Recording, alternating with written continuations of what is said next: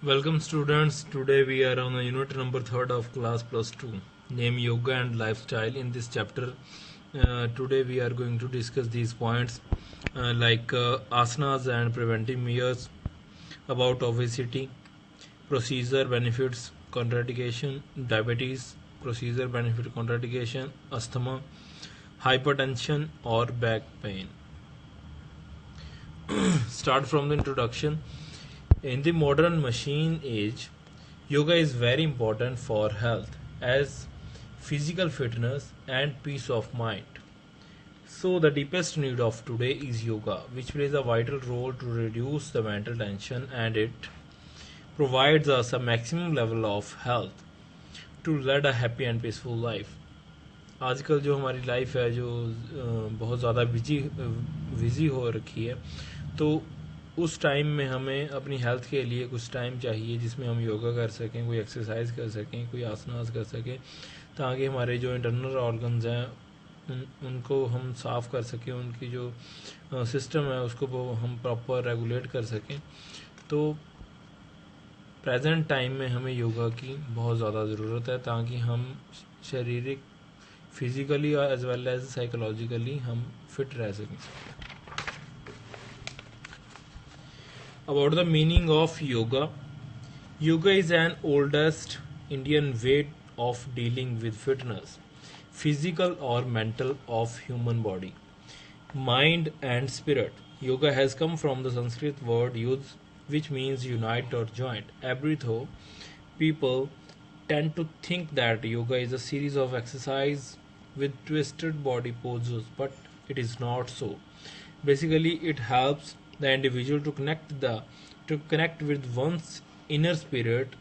Are in India, and sadhus, saints used to practice yoga thousands of years ago. Actually, yoga is a science which deals with the health of body and harmony of mind. The ultimate aim of yoga is self-identification and self-perfection, which comes through self-purification and self-realization.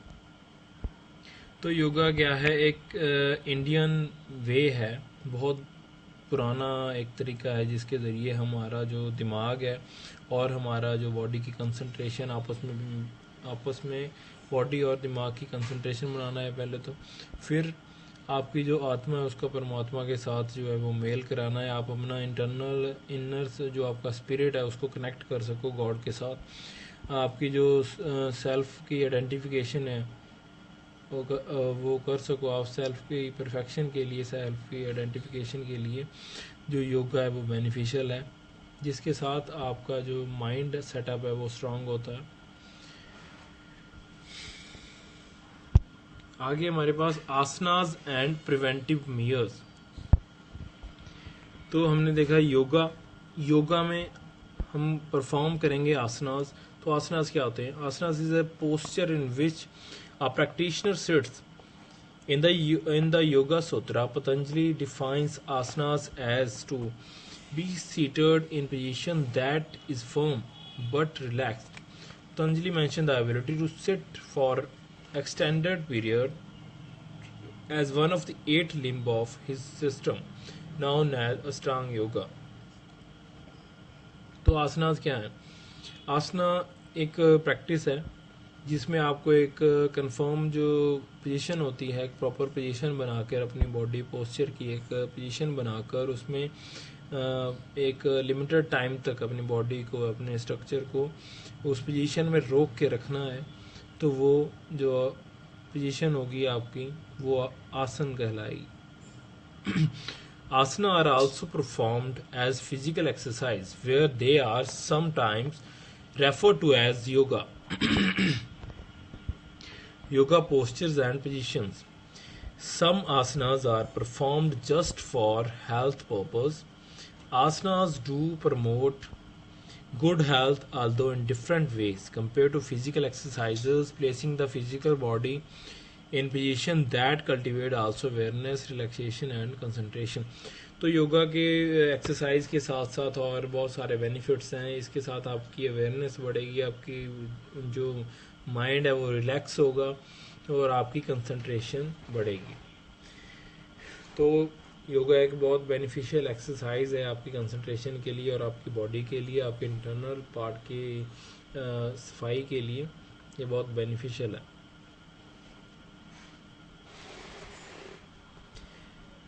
Next है हमारे पास आसनास as preventive Myers.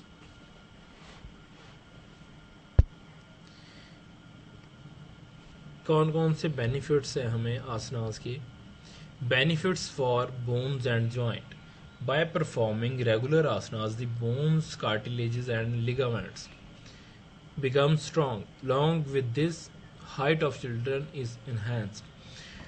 तो हमारी हड्डियों के लिए और joints के लिए, उनकी फ्लेक्सिबिलिटी बनाने के लिए, उनको मजबूत करने के लिए, एक बच्चे को हाइट बढ़ाने के लिए बहुत ज़्यादा ज़रूरी है आसना। तो ये हड्डियों और जॉइंट्स के लिए काफ़ी बेनिफिशियल है। उसके बाद blood circulation becomes normal by performing asanas regularly. The stroke volume as well as cardiac output increase because cardiac muscles start working more strong and efficiently. तो इसके साथ क्या होगा, आपकी जो कार्डियक आउटपुट है वो इंक्रीज होगी और कार्डियक मसल्स जो हैं वो ज़्यादा वर्क करने लग जाएंगे। उसके साथ आपकी जो ब्लड सर्कुलेशन है वो नॉर्मल रहने लग जाएगी। जिनको ब्लड प्रेशर इंक्रीज होने की समस्या है वो अगर डेली रूटीन में एक्सरसाइज करें या योगा परफॉर्म करें, कोई ना कोई आसन करें, तो उनकी जो कैपेसिटी है वो इंक्रीज हो जाएगी और उनकी जो प्रॉब्लम है ब्लड सर्कुलेशन की या बीपी की वो ठीक हो सकती है। थर्ड है हमारे पास immune system. Immune system become strong by regular practice of asanas. Our immune system is strengthened. As a result, our body becomes less prone to disease. हमारा इम्यून सिस्टम स्ट्रांग होगा अगर हम जो इंटेक कर रहे हैं उसके साथ वो अच्छी तरह से डिजेस्ट हो रहा है, उससे हमें एनर्जी मिल रही है। तो उसके साथ क्या होगा, हमारे जो इंटरनल ऑर्गन्स है वो भी स्ट्रांग होंगे और हमारा इम्यून सिस्टम सही से वर्क करेगा। अगर हमारा इम्यून सिस्टम स्ट्रांग है तो हम किसी भी डिजीज से लड़ सकते हैं। फोर्थ है हमारे पास benefits for respiratory organs. By regular performing asanas the respiratory organs becomes efficient. The vital air capacity increases up to 6000 cc. The size of lungs and chest also enhance. तो अगर आप रेगुलरली आसनास कर रहे हो, कोई ना कोई आसनास कर रहे हो जो बेनिफिशियल हो आपके रेस्पिरेटरी सिस्टम के लिए, तो उसके साथ क्या होगा, आपकी जो वाइटल कैपेसिटी है, एयर को अंदर खींचने की और बाहर निकालने की जो कैपेसिटी है, आपके फेफड़ों की जो क्षमता है वो ज़्यादा होने लग जाएगी, अप टू 6000 cc तक जा सकती है। तो आपके रेस्पिरेटरी ऑर्गन्स के लिए बेनिफिशियल है। Efficiency of excretory system.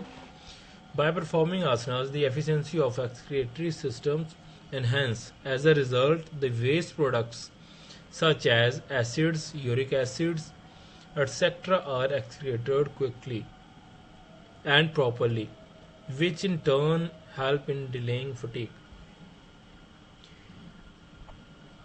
तो एक्सक्रिएटरी सिस्टम जो है आपका इन्हेंस होगा। कैसे?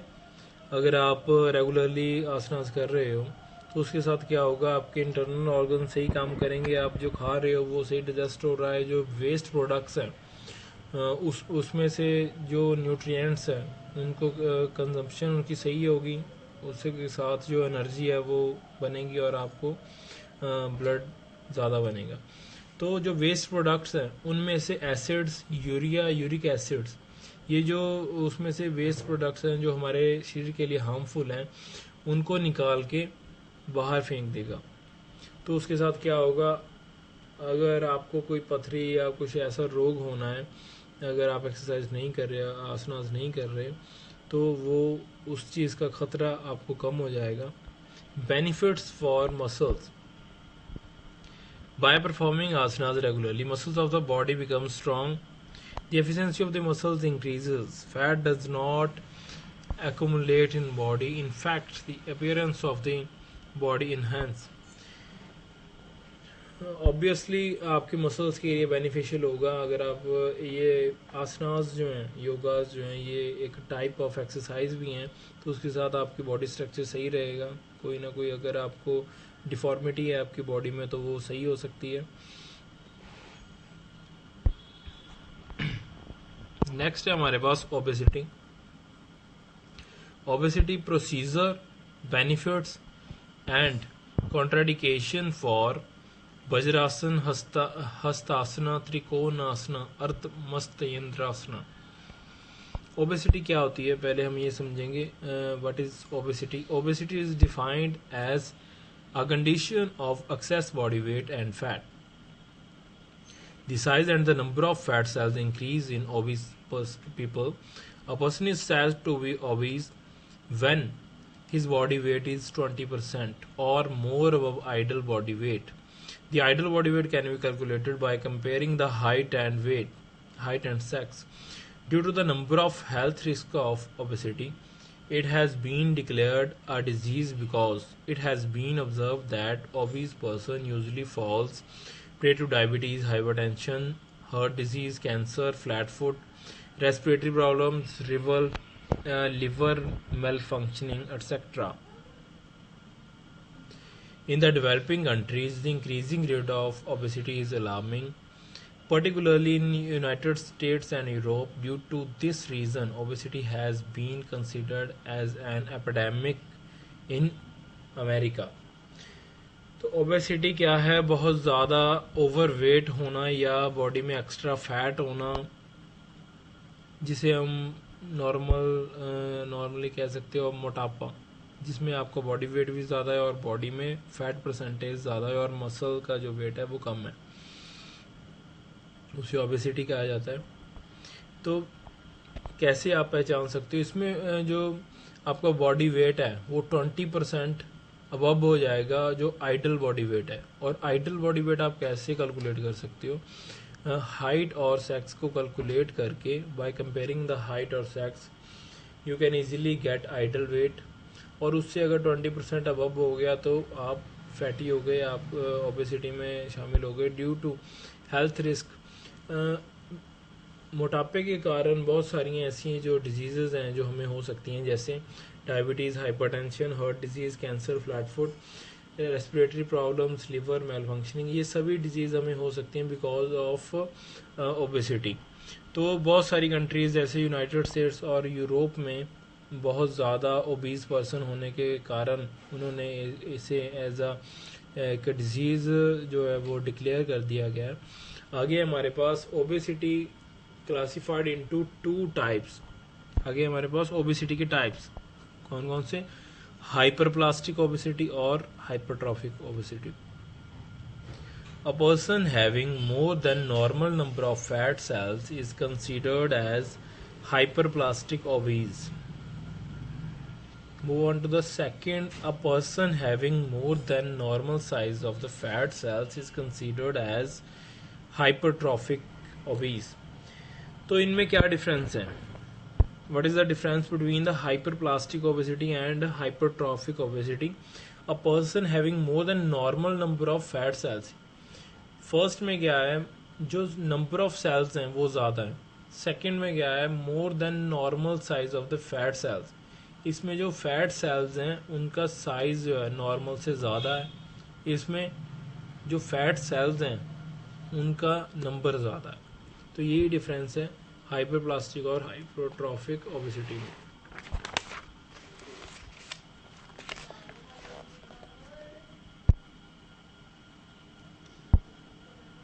आगे हमारे पास कॉजेज ऑफ ओबेसिटी. आखिर ये ओबेसिटी होती क्यों है, कौन कौन से ऐसे जो पॉइंट्स हमें दिए गए हैं, कौन से ऐसे कारण हैं जिसके साथ हमारा जो शरीर होता है वो अनहेल्दी हो जाता है, बहुत ज़्यादा फैटी हो जाता है, क्या कारण है. तो फर्स्ट है heredity. If the parents are obese, these children are likely to be obese. Studies indicate that a person's genetic makeup may influence the tendency of the body and store too much energy. First क्या है हमारे पास, heredity. Heredity क्या है, आपके parents से जो आपको नस्ल दर नस्ल आपके जो आदतें जाती हैं जो आपको पेरेंट्स से मिलती हैं वो आपको हेरिडिटी है. अगर आपके पेरेंट्स बहुत ज़्यादा ओबीज हैं, बहुत ज़्यादा एक्स्ट्रा फैट उनकी बॉडी में है, तो हो सकता है ये चांसेस हैं कि आने वाला जो बच्चा है वो उसकी जो बॉडी है वो ओबीज हो. ये एक बहुत बड़ा कारण है अगर आपके पेरेंट्स जो हैं वो ओबीज हैं। सेकंड है सेडेंट्री लाइफस्टाइल। सेडेंट्री लाइफस्टाइल में क्या है, जो आजकल बच्चे हैं वो फिजिकली एक्टिविटीज़ में अपने आप को इन्वॉल्व नहीं करते।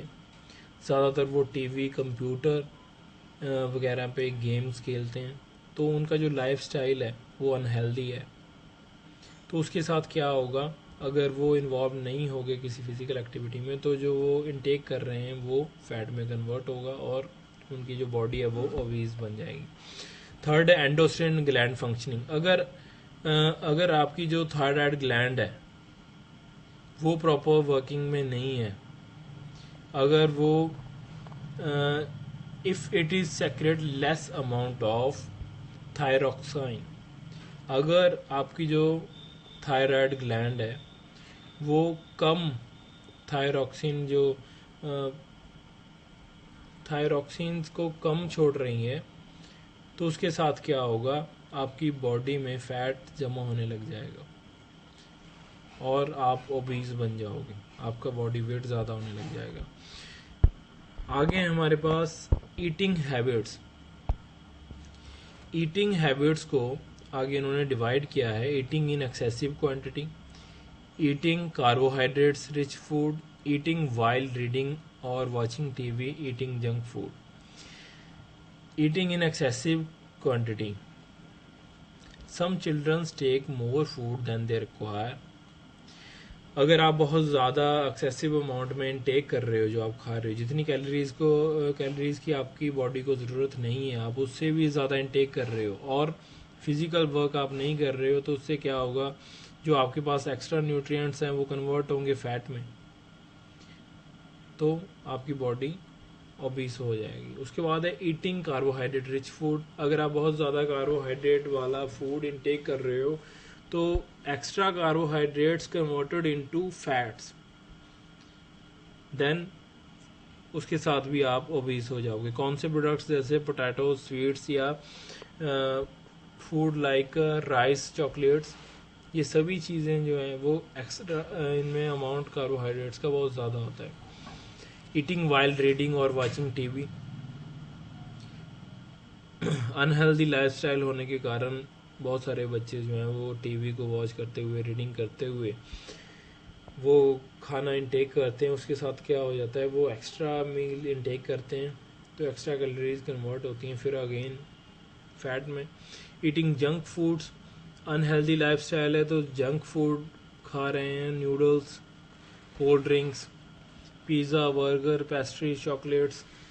तो ये सभी चीज़ें जैसे आपको एग्जांपल्स दी गई हैं, इनमें कार्बोहाइड्रेट्स का अमाउंट बहुत ज़्यादा है, तो carbohydrates converted into fats and fat again आपको फैटी करेगी, आपका बॉडी वेट भी ज़्यादा होगा, ओबीस भी हो जाओगे, और ओबीस होने के कारण जो आपको डिजीज़ लगने हैं वो आपको लगने के चांसेस वो ज़्यादा हो जाएंगे। नेक्स्ट है हमारे पास आसनास टू क्योर ओबेसिटी। इस मोटापे से बचने के लिए या इसको सही करने के लिए हमें कुछ आसनास दिए गए हैं, जिसको अगर हम परफॉर्म करें सही तरीके से तो हमें जो है ओबेसिटी से हम बच सकते हैं या इसको कम कर सकते हैं, अपनी बॉडी में फिटनेस दोबारा ला सकते हैं। जैसे हमारे पास वज्रासन है, this is the position of Vajrasana as you see in this picture. You have to sit just like that. Keep the soles of the feet on the both sides of anus. Place the thigh on the legs and over the other and the soles of the buttock. The calves must touch the thigh and the part from the toe to the knees should touch the ground. The whole burden of the body is put on the knees and ankles. तो आपको वज्रासन की ऐसी भी ही position बनानी है, तो सबसे पहले आपको एक प्लेन सरफेस पे बैठना है, जिसमें आपको अपने दोनों नीज़ जो है वो बेंड करने हैं। तो दोनों नीज़ बेंड करके अपने पैरों के ऊपर वेट देकर आपको बैठना है।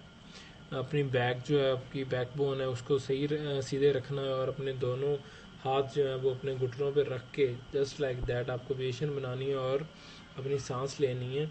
So this is the position of vajrasana. आपको इस पोजीशन में बैठ के अपना जो रेस्पिरेटरी सिस्टम है उसके ज़रिए आपको सांस अंदर लेनी है और बाहर निकालनी है। About the benefits of this asana, the body becomes adamant like as it makes the thigh, knees, calves and toes strong. तो this asana makes the body strong. ये आसन करने से क्या होगा, आपकी जो नीज है, आपकी जो थाइज हैं, काव्स हैं, उसमें स्ट्रेचिंग भी आएगी, वो स्ट्रांग भी होंगे, आपकी बॉडी स्ट्रांग होगी। It is not only one asana which can be done to improve the process of digestion. तो ये आपके digestive system को पावर देगा। It helps in concentrating on meditation, concentration enhance होगी। Removes diarrhea, back ache। अगर आपकी back bone में pen है तो वो भी इसके साथ क्योर होगा और डायरिया डिजीज भी इससे रिकवर हो सकता है। This asana removes mental disappointment and loss of memory. तो ये आपकी मेमोरी के लिए बहुत ज़रूरी है और अच्छा है। The women do this asana, defect regarding their menstruation are remove. तो ये औरतों के लिए भी बेनिफिशियल है जिनका मेंस्ट्रुएशन जो साइकिल है उसको सही करने के लिए ये बहुत सही है। About the contraindication of this आसन, कब आपको ये नहीं करना, कब आप ये आसन नहीं परफॉर्म कर सकते। The person suffering from chronic knee pain should not practice vajrasana. जिस भी पर्सन को क्रोनिक नी पेन, जो आपको नी के अंदर अगर पेन हो रहा है तो आप ये आसन परफॉर्म ना करें, उसके साथ आपका जो नी पेन है वो ज़्यादा हो सकता है। नेक्स्ट है Hastasana. Hastasana is a stretching pose. It gives a lot of stretch to your thighs and calf muscles. Also gives a stretch to our lower back. Hast means hand and asana means to be in posture where you can stay firmly and comfortably for longer. Hence, Hast asana is a posture where the feet are touched by the hands. तो दूसरा आसन जो हमें दिया गया है obesity को कम करने के लिए, मोटापा कम करने के लिए, वो है हस्त आसन।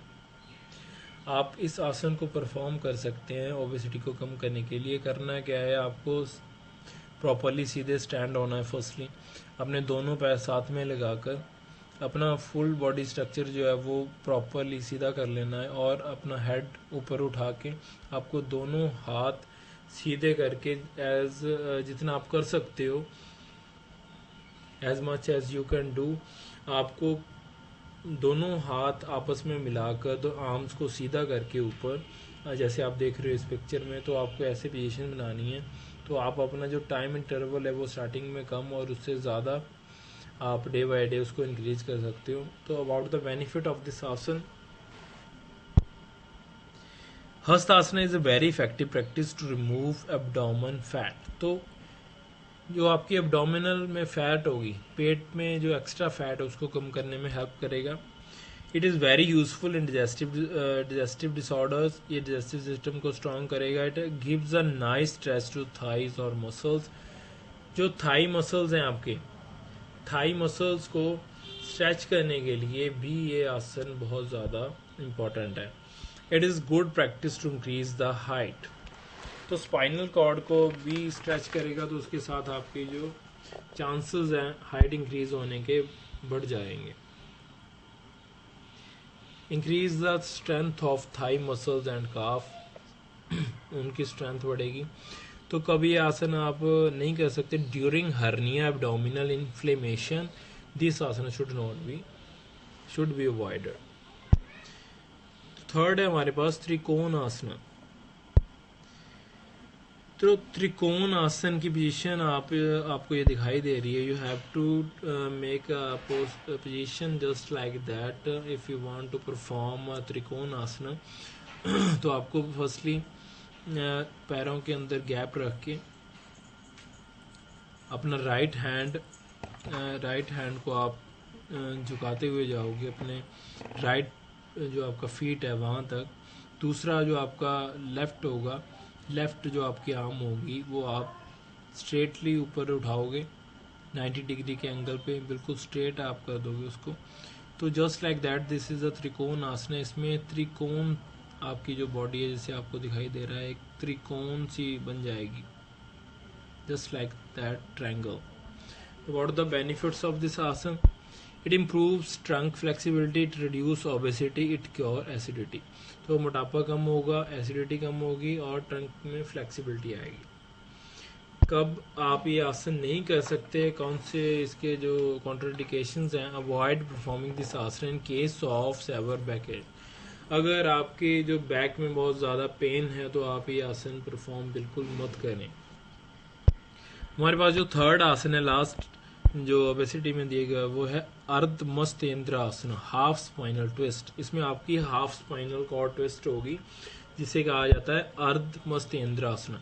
इन दिस आसन in crossed legged sitting, one leg is pressed over the other so that the foot touch the opposite hip joint where a hand support the back to straight while looking back। जैसे कि आप इस picture में देख रहे हो, this is the position of अर्ध मस्तेंद्र आसन। आपको एक मैट पे बैठना है तो अपनी लेग्स क्रॉस करनी है जैसे आपको इस पिक्चर में दिखाई दे रहा है। अपना जो राइट फुट है वो लेफ्ट साइड लेके जाना है, लेफ्ट जो है वो राइट साइड लेके जाना है। उसके बाद आपको आपकी स्पाइनल जो कॉर्ड है, स्पाइनल कॉर्ड है आपकी बैक बोन है, उसको स्ट्रेच करना है, वो भी हाफली। आपका राइट हैंड आपके लेफ्ट पैर को टच करेगा और आपका राइट हैंड आपकी लेफ्ट साइड पे जाएगा और आपकी जो स्पाइनल जो आपकी बैक बोन है वो हाफ आप ऐसे को रोटेट करोगे। So this is the position of अर्ध मस्तेंद्र आसन। About the benefits of this asana, it improves spinal flexibility.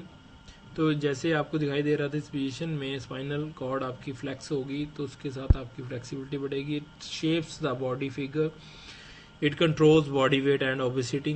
Back and abdominal muscles are stretch. तो बैक बोन की स्ट्रेचिंग के लिए आपकी ये बहुत ज़्यादा बेनिफिशियल है। It increase the glandular functioning, जो आपकी डाइजेस्टिव सिस्टम की ग्लैंड्स की जो फंक्शनिंग है उसके लिए भी ये बहुत बेनिफिशियल है। इसके साथ आपकी बॉडी में और बैक बोन में फ्लेक्सिबिलिटी बनेगी। इट क्योर्स डायबिटिक और अर्थराइटिस पेशेंट्स। तो डायबिटीज़ में और अर्थराइटिस में पेशेंट्स के लिए भी ये बहुत फ़ायदेमंद है। About the contraindication of this asana, person with sciatica or slipped disc should be cause and seek expert advice. A person suffering from peptic ulcer, hernia और सेबर अर्थनिया। अगर आपकी बैक बोन में अगर आपको डिस्क प्रॉब्लम है या स्लिप हो गई आपकी डिस्क जो हिली हुई जिसे कहते हैं कि हिल जाना, डिस्क का हिल जाना या प्रेस हो जाना, तो उस कंडीशन में आपको ये आसन नहीं परफॉर्म करना। अगर आपको पेप्टिक अल्सर, हर्निया या आर्थराइटिस है तो उस पोजीशन में भी आपको ये आसन नहीं करना है। सो आज हमने कवर की है about the yoga, meaning of yoga, meaning of asana, meanings of and asanas and preventive measures of asanas, obesity, causes of obesity, asana to cure obesity जैसे वज्रासना, वज्रासना, हस्तासना, त्रिकोण आसना और अर्धमस्तेंद्र आसना।